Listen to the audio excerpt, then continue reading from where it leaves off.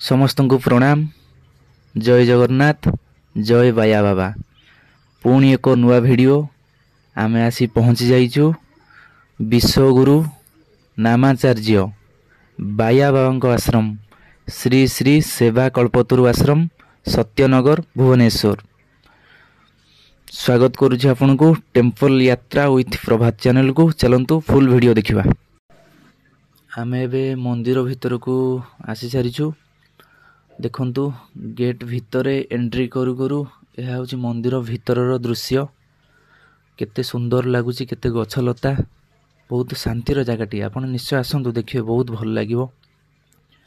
ଆଉ ମନ୍ଦିର ଭିତରେ ପଶୁ ପଶୁ ଡାହାଣ ପଟ କାନ୍ଥରେ ଦେଖିବେ ବାବାଙ୍କର ଅଭୟ ବାଣୀ। ଦେଖନ୍ତୁ ବାବାଙ୍କର ବାଣୀ, ଏହାକୁ ମାନିକି ଚଳନ୍ତୁ, ଦେଖିବେ ଜୀବନ ପୁରା ସୁନ୍ଦର ହେଇଯିବ। ଥରେ ମାନିକି ଦେଖନ୍ତୁ, ବହୁତ ଭଲ ଲାଗିବ।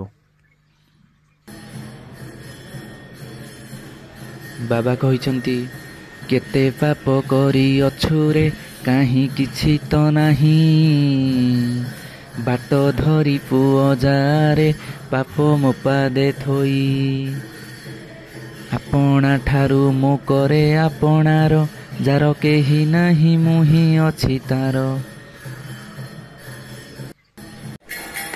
ତେଣୁ ବାବା କହିଛନ୍ତି, ମାନେ ଏମିତି କେତେ ପାପ ତମେ କରିଛ, ଏବେ ବି ସମୟ ଅଛି।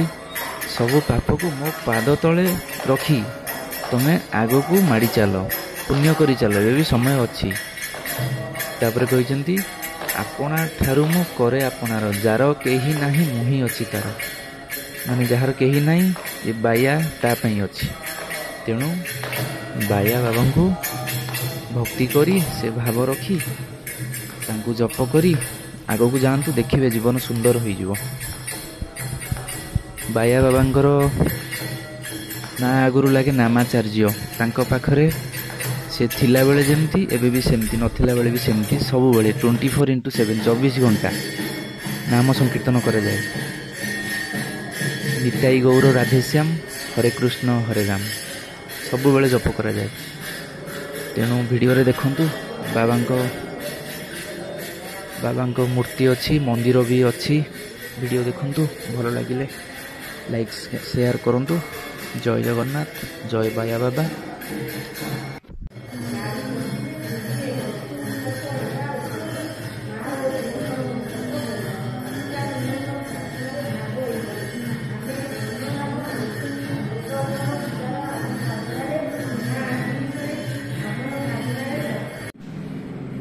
ଦେଖନ୍ତୁ ଏହା ହେଉଛି ମନ୍ଦିରର ଭିତର ଦୃଶ୍ୟ।